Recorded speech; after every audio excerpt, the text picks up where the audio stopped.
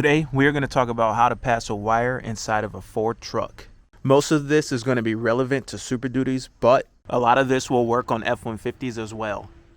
First pass through I want to show you for wiring is on the F-450. How did we get our snowplow controller to pass through the firewall? As you can see, our controller is inside of the truck here, and this wire communicates with the control module that is under the hood. So how did this wire go from outside of the truck to inside of the truck? Underneath the dash here, you can see that there is a rubber grommet that has a hole in it where the snowplow controller goes through the firewall.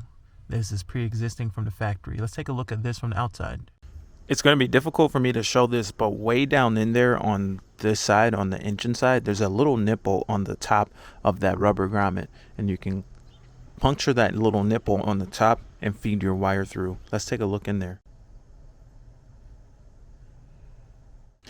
Another one available is the pass-through wires here on the passenger side of the truck, where you can actually have blunt cut wires. Another good spot to route a wire through your Ford Super Duties are the pass-through wires available to you here on the passenger side. They are a little bit hard to find on this side of the truck, but when you really reach down in this area, you can reach back and find those wires. And on the inside of the truck, they are basically color-coded wires that are available to you here on the passenger side, but you got to really reach in there, basically just passing through your firewall so you don't have to make a hole. Another good way to get a larger wire into the inside of your truck is underneath the seat here. We've made use of this pre-existing hole here where we were able to actually put a hole inside of a rubber grommet that already exists in the truck and feed a larger wire through this hole. And there's other holes here that you can feed through. One hole is going to be taped over and you can feed a wire through. You can fill it up with silicone if you want, or just any kind of rubber sealant and fill in the hole. Here is how that looks from the bottom. You can see two wires going into the cab. One sealed with tape and the other is sealed with the rubber grommet right there. So these two wires are going through right here and swinging over to the front. A few inches in the front here, there's another rubber grommet right there that you can punch through and actually feed a wire through, so that you could put a smaller wire through the truck, through the underside, and through the cab. With that rubber grommet, if you were to punch a hole through it and feed a wire up, it would come through right underneath your floor mat. So you'd have to route the wire under your carpet and feed it up this way so that it could come out.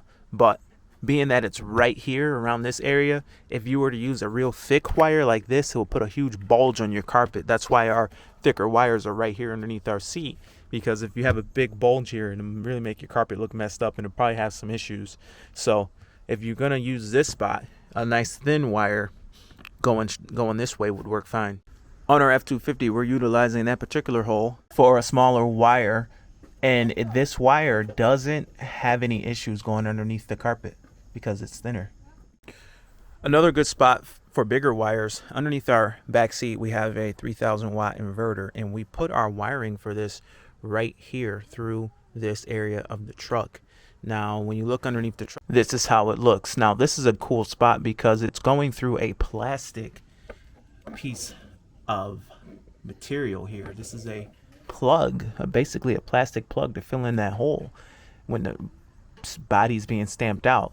So with that plastic plug there, you minimize the chance of arcing and chafing because the plastic doesn't conduct.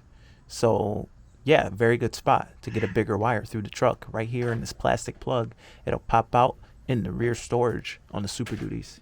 But that's pretty much it for how I'm running wires to the inside of my truck.